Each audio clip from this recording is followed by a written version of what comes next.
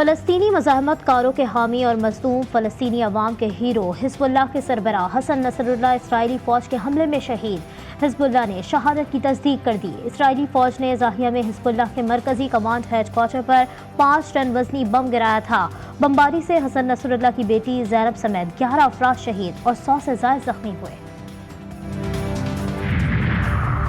حزب اللہ کے سربراہ حسن نصر اللہ کی شہادت، عراقی وزیر اعظم کا ملک بھر میں 3 روزہ سوگ کا اعلان۔ حماس کا کہنا ہے صہیونی دشمن کے مقابلے میں بہادرانہ مزاحمت پر شیخ حسن نصر اللہ کو سلام پیش کرتے ہیں۔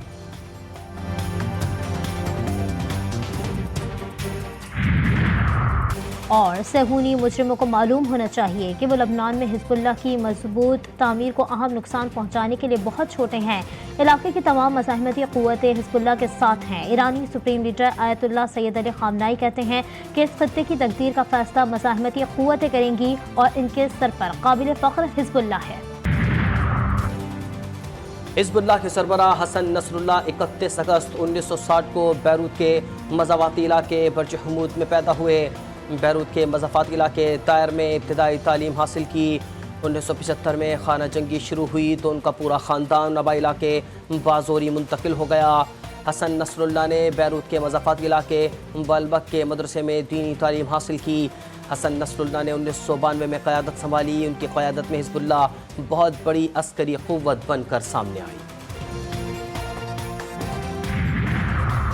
بیروت حملے کے بعد ایرانی سپریم لیڈر آیت اللہ سید علی خامنائی نے نیشنل سیکیورٹی کونسل کا ہنگامی اجلاس طلب کر لیا۔ سپریم لیڈر کے مشیر علی لاریجانی نے کہا ہے کہ اسرائیل نے سرخ لکیر عبور کر لی ہے۔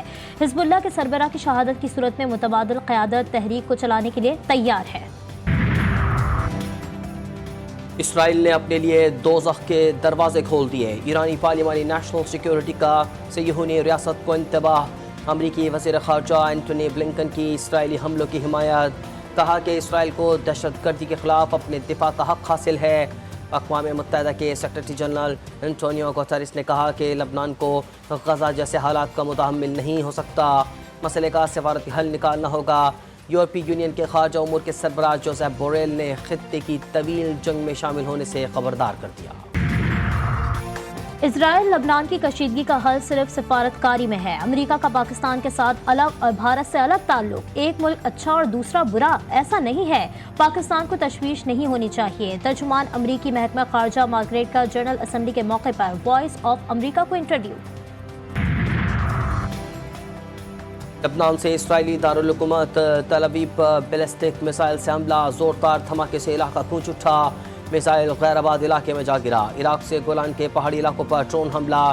یمنی فوج کا بحیرہ احمر میں امریکی بحریہ کے جنگی جہازوں پر بڑا حملہ۔ یمنی افواج کے ترجمان بریگیڈیئر جنرل یحییٰ ساری نے کہا ہے کہ تازہ حملے میں 3 امریکی ڈساسٹرائز نشانہ بنائے گئے، جبکہ اسرائیل کی مدد کے لیے مقبوضہ علاقوں کی جانب بڑھ رہے ہیں۔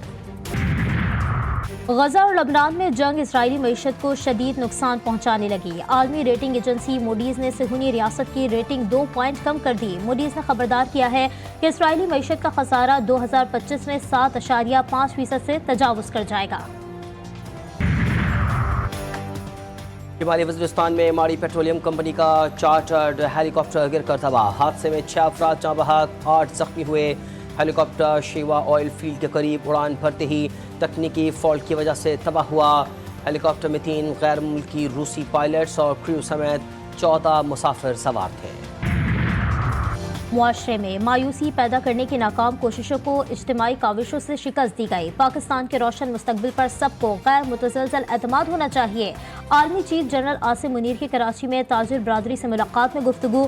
معیشت کے حوالے سے اہم امور بھی زیر بحث آئے۔ سپہ سالار کا کہنا تھا کہ بے پناہ وسائل اور صلاحیت کے پیش نظر پاکستان اقوام عالم میں اپنا جائز مقام حاصل کرنا چاہتا ہے۔ کراچی کی کاروباری برادری کے مسائل ترجیحی بنیادوں پر حل ہوں گے۔ پاکستان تحریک انصاف کا راولپنڈی میں احتجاج۔ لیاقت باغ کے مقام پر کارکنان جمع ہونا شروع۔ نعرے بازی، پولیس بھی ان ایکشن، پکڑ دھکڑ شروع کر دی۔ متعدد کارکنان کو حراست میں لے لیا۔